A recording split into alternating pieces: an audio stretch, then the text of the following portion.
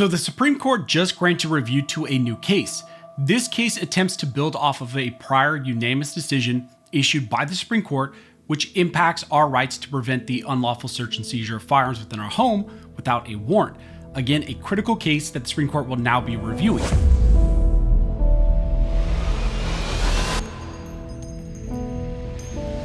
Now, as I mentioned in the intro, in this video, we're going to be discussing a new Supreme Court case that was just granted review, and this involves when police can enter someone's home, enter your home, without a warrant. This case tries to use a prior unanimous decision issued by the Supreme Court, which involved the warrantless search and seizure of firearms within a home.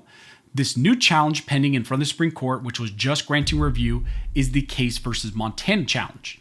This new lawsuit should be on everybody's mind because it involves when law enforcement can use legal workarounds to not only enter your home without a warrant, but also potentially confiscate firearms without a warrant. This new case is trying to use and expand upon a prior 9-0 unanimous decision issued by the Supreme Court in a case called Caniglia versus Strom. In Caniglia, the Supreme Court found that the community caretaking exception to the Fourth Amendment's warrant requirement does not extend to someone's home. Justice Thomas, writing the unanimous opinion, writing from the majority, held that police officers and their seizure of Mr. Caniglia's guns from his home did in fact violate the Second Amendment and his rights against warrantless search and seizures. This challenge here, the Case versus Montana challenge, attempts to use and expand upon that decision, and the Supreme Court this week just granted review to this issue. Now, the facts surrounding this challenge are not the best plaintiff and the best facts, but we've seen the Supreme Court grant review to these types of challenges in the past, despite there being kind of a bad plaintiff. This lawsuit results out of an individual, Mr. Trevor Case, and his ex-girlfriend calling police on him saying that he was threatening to harm himself and that he maybe had a firearm. Police officers then responded to his home. They came without a warrant and they pretty much sat outside his home for about 40 minutes, and they determined that probably nothing was going on, but they thought maybe since he had a firearm, he wanted to hurt himself or maybe others, so they decided to enter the home without a warrant. Now, once the police officers entered the home, one of the police officers believed that they kind of saw an item or dark shadow on Mr. Case, and because of that, they believed he was reaching for it, and then they shot him. Now, this all resulted in Mr. Case being charged and convicted of some other charges, but they also confiscated a firearm, I believe, in another area of the bedroom, and that item was then also used in the conviction. Now, Mr. Case challenged that, and he wanted that evidence to be essentially removed because the police officers entered his home without a warrant. Mr. Case argued that the officers' warrantless entry into his house violated the Fourth Amendment, so the gun and other evidence should be suppressed. Those arguments were then rejected by the lower court, and eventually this challenge made its way all the way up to the Montana Supreme Court.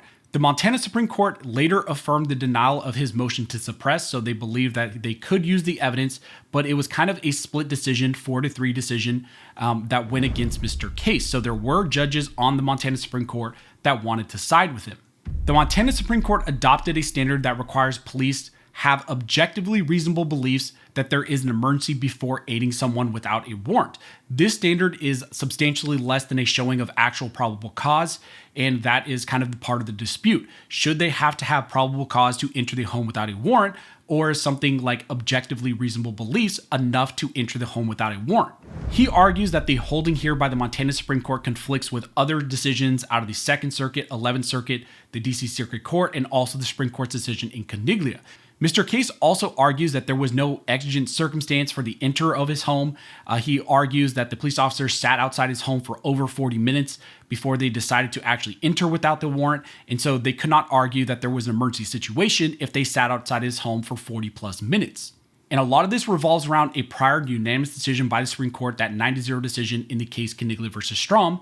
And when does the community caretaking exception really kick in? Is there really such a doctrine? And does this situation fall under that? Now, one of the big things in this challenge is Mr. Case and his attorneys cite to that unanimous decision in Caniglia as support for their position. They state that this case gives the court the opportunity to clarify the contours of exigent circumstances doctrine as applied to emergency aid situations, an issue that has consistently confused and divided the lower courts since Caniglia was decided. They go on to state in their petition that the court should take this case to resolve the standard for warrantless home entries under the emergency aid exception. In Caniglia, the court made clear that while community caretaking concerns did not alone justify a warrantless home entry, police could take such action to render emergency assistance if exigent circumstances were present. But because Caniglia provided no occasion to examine the contours of the emergency aid exception, courts remain divided and in need of guidance. As the concurring justice in Caniglia noted, the exigent circumstances exception implicates recurring heartland emergency aid situations and important real-world problems, including situations involving potential self-harm risks and elderly incapacitation. They go on to argue that to clarify that framework and provide the guidance Caniglia invited, this court should grant review. Mr. Case argues that after Caniglia, many lower courts have been confused about how to apply that standard and instead just apply kind of a de facto exigent circumstances analysis and always just kind of defer to what the law enforcement officers say. Now, if you're not aware what happened in that prior Supreme Court 9-0 decision in Caniglia, that case essentially happened because one night during an argument with his wife, Mr. Caniglia got a handgun out and he put it on his dining room table and told his wife, "Why don't you just shoot me and get it over with?" And this kind of all revolved around an argument between a husband and a wife. Now, his wife then left the home. I believe she stayed the night at a hotel. The next morning, she tried to call Mr. Caniglia. He didn't answer. She couldn't reach him. And so she called police officers and, wanted them to go with her to the home because she was worried about her husband. Police officers came to the home with the wife and they found Mr. Caniglia on, their front porch at the house. Nothing was wrong. Kind of despite some of the statements that Mr. Caniglia made to the police officers, they believed maybe he did pose a risk to himself. So they called an ambulance and then he was taken for psychiatric hold, I believe, for about a day. Now, during this interaction, the police promised not to confiscate any of his firearms. Mr. Caniglia said, "Do not confiscate any of my firearms." However, when the ambulance left, I believe for the hospital, the police officers actually told his wife that he had consented to the seizure of his weapons. And according to the wife, the police officers lied to her. They entered the home without a warrant and confiscated all those firearms. Now, this challenge here, Caniglia, eventually made its way to the Supreme Court back in 2021.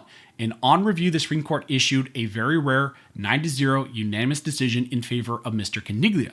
The majority opinion was then written by Justice Thomas. Justice Thomas stated in that opinion that the Fourth Amendment protects the right of the people to be secure in their persons, houses, papers, and effects against unreasonable searches and seizures.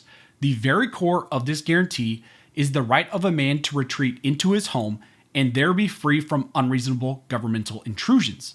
Justice Thomas therefore found what is reasonable for vehicles is different from what is reasonable for homes. Katie acknowledged as much, and this court has repeatedly declined to expand the scope of exceptions to the warrant requirement to permit warrantless entry into the home. And based on that, the Supreme Court issued that 9-0 decision and found that the warrantless entry and seizure of his firearms was in fact unconstitutional.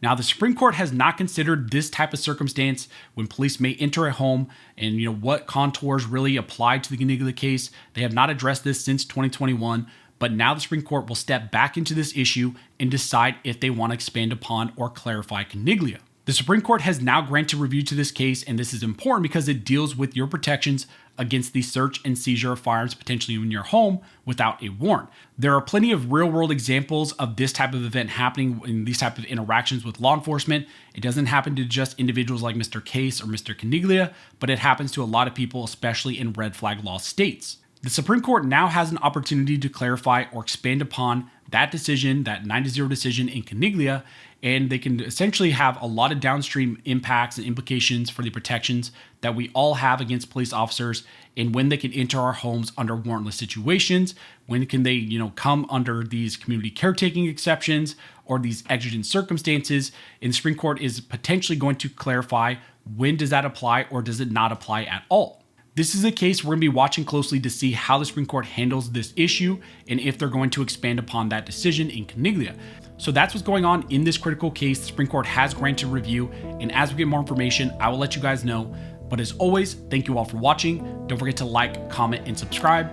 And don't forget this nation was built by armed scholars, and this nation will be maintained by armed scholars.